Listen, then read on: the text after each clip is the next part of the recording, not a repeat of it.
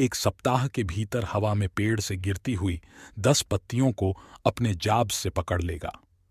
बहुत संघर्ष के बाद इप्पो ने वादे के दिन सफलतापूर्वक एक हाथ से 10 पत्ते पकड़े।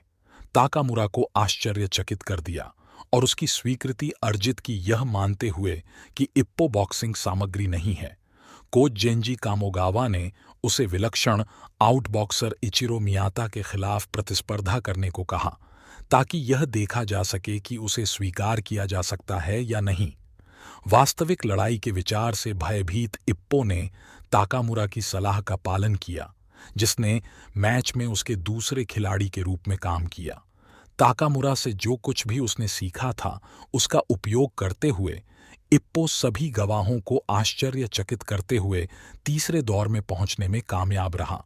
हालांकि वह एक जाल में फंस गया और मियाता के काउंटर द्वारा पकड़ लिया गया। नॉकआउट से इस पर हारने के बावजूद इप्पो के महान दृढ़ संकल्प ने उन्हें कामोगावा का सम्मान और स्वीकृति दिलाई।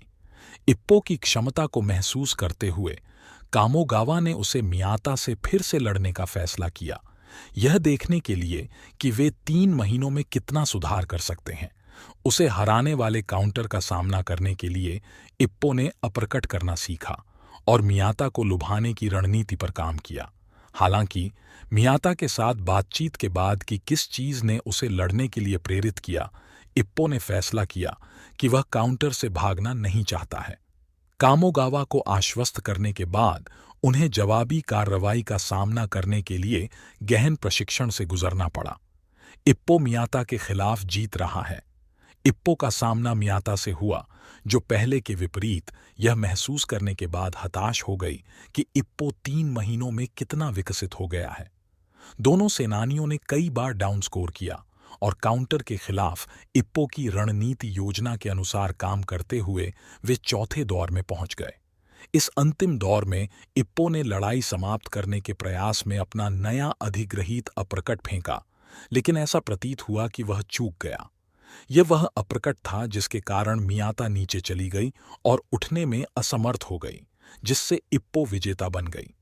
मिनोरू फौजी ने खुलासा किया कि इप्पो का अपरकट वास्तव में बमुश्किल 1 सेंटीमीटर नीचे गिरा, जिससे मियाटा अभी भी सचेत होने के बावजूद अपने पैरों पर नियंत्रण खो बैठा।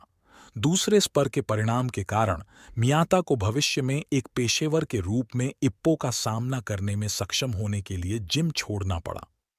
अलग होने से पहले उनमें से प्रत्येक ने ईस्ट जापान रूकी किंग टूर्नामेंट में जगह बनाने और हिसाब बराबर करने का वादा किया था। डेब्यू आर्क मियाता के जाने के साथ इप्पो ने लड़ने के लिए एक गोल खो दिया और अब अपना विशिष्ट उत्साह नहीं दिखाया।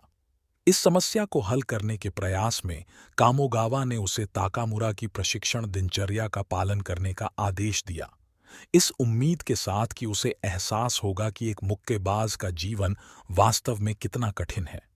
कामोगावा के प्रयास सफल साबित हुए, जैसा कि इप्पो ने ताकामुरा को अपने वजन प्रबंधन के प्रभावों को झेलने के बावजूद इतनी ऊर्जा के साथ अपने प्रशिक्षण कार्यक्रम से गुजरते हुए देखकर समझा।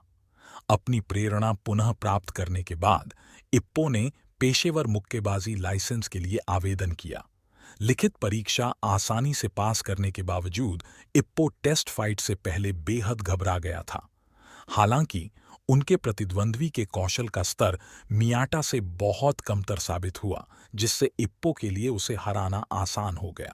साथ ही वहां लाइसेंस के लिए आवेदन करते हुए एक अन्य नवागंतुक रयो माशिबा ने इप्पो को वजन वर्ग बदलने की सलाह देकर धमकी दी, क्योंकि अन्यथा वे टूर्नामेंट में एक दूसरे का सामना करेंगे।